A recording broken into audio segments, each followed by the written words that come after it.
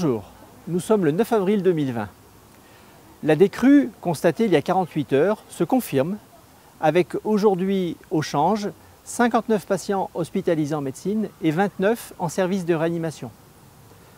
Le confinement continuant, il est fort probable que ces chiffres continuent à s'améliorer dans les jours à venir. Notre futur sera rythmé par la date et les modalités de la fin du confinement qui seront définies selon une stratégie nationale.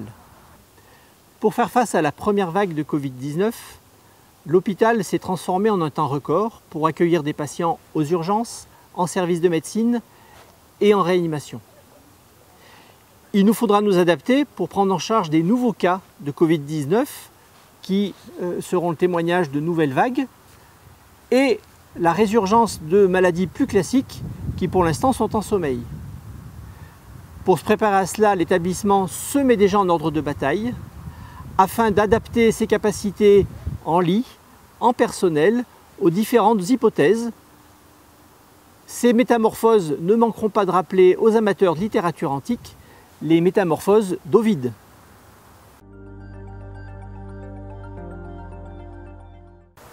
Alors il reste important de se faire vacciner contre les maladies dont on parle moins actuellement, parce qu'elles continuent à exister, parce que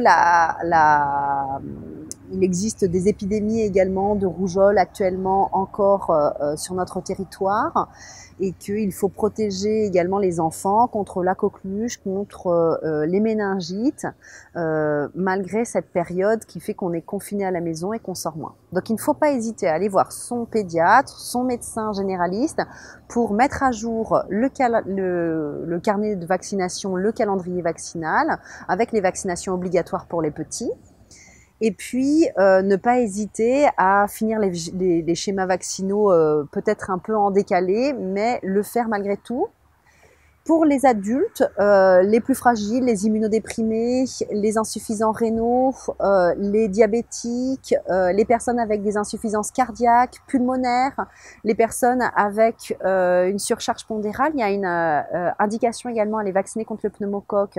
Ne pas hésiter à mettre à jour, s'ils n'ont pas eu leur première dose, ce vaccin. On n'a pas du tout de confirmation qu'il y ait de surinfection à pneumocoque, des infections à Covid-19, mais il paraît important malgré tout de faire de façon précautionneuse cette mise à jour de vaccination. Et enfin, pour les professionnels qui continuent à manipuler certains produits biologiques ou qui peuvent se blesser dans leur métier, qu'ils fassent aussi leur rappel du vaccin tétanos.